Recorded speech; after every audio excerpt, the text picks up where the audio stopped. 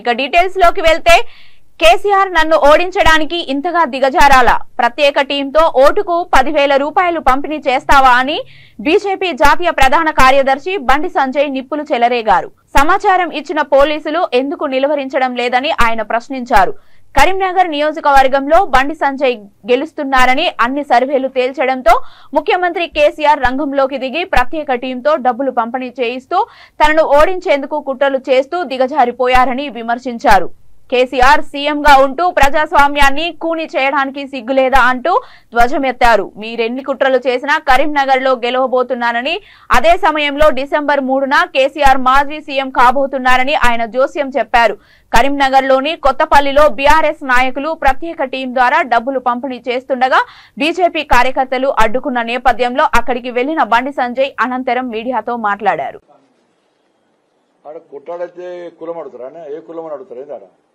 వాడు అన్ని కులాలు ఉన్నారు, వాళ్ళు 10 మంది ఉన్నారు, దాంట్లో ఎవరి కులం ఎవరు తెలుస్తుంది. ఇదోటి మళ్ళా వాళ్ళు దేని నిష్పెట్టరు, వాళ్ళు దేని నిష్పెట్టరు, వాళ్ళ పనే అది కదా, వాళ్ళ పీకుడు పనే అది కదా, ఏ దొరికితే దాన్ని పెట్టుకుంటారు. మరి మాతోనే మొత్తం క్రాంతి గౌడ ఉన్నాడు కదా మరాడ, అక్కడ దుబాయ్ శ్రీనివాస్ గౌడ ఉన్నాడు కదా మరాడ, వాళ్ళు గౌడు కదా, అప్పుడు వాళ్ళే మరి వాళ్ళు గౌడ్ గౌడలే కదా, మీరు చూడే కదా, వీరు గౌడు కదా, అంటే ఏ దొరికితే ఇష్టపెట్టరు. ఇక అంటే వాళ్ళ గౌడ కులస్తులను అవమానపరుస్తున్నారు. అంటే గౌడ కులస్తులు పైసలు పంచుతారా? ఇవ్వరు పంచారు. గౌడ కులస్తుల పట్ల నిజాయితీ ఉంటుంది. సర్వాయి పాపన్న వారసులు వాళ్ళు, వాళ్ళు ధైర్యంగా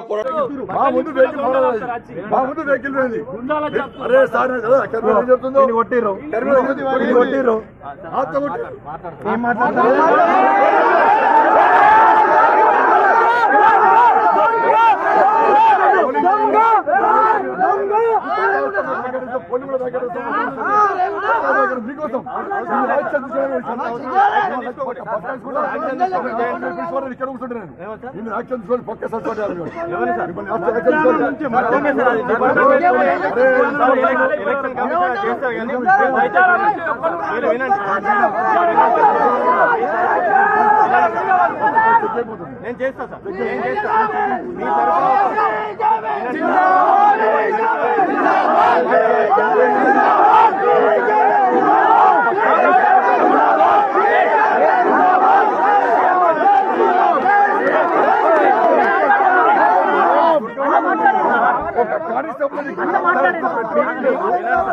గురించి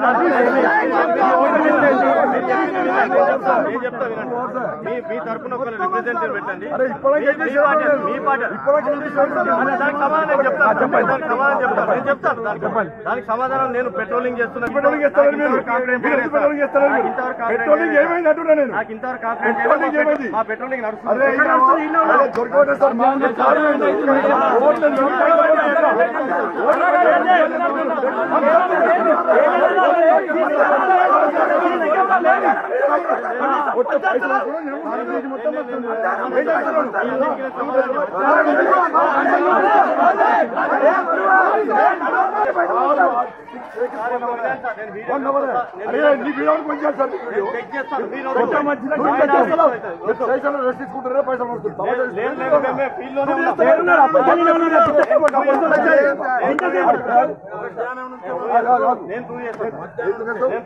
దొరకబట్టే సార్ నువ్వు ఎప్పుడు చేస్తావు సార్? పైసలు ఈ హోటల్ సెక్యూరిటీ నేను దొరకబట్టి ఇక్కడ నేను దొరకబట్టే పైసలు నాకు సార్ పిచ్చోని కాదు, నేను అన్నా స్టేషన్ కట్టడానికి మీరు స్టేషన్ లో రెస్ట్ తీసుకుంటే వాళ్ళు పైసలు చెప్తా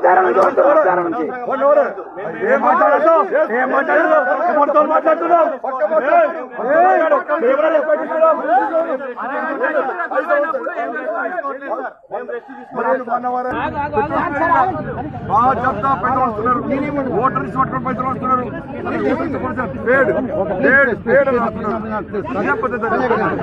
పైసలు పక్క రాజ్యం మొత్తం పెట్రోలింగ్ ఇస్తారు.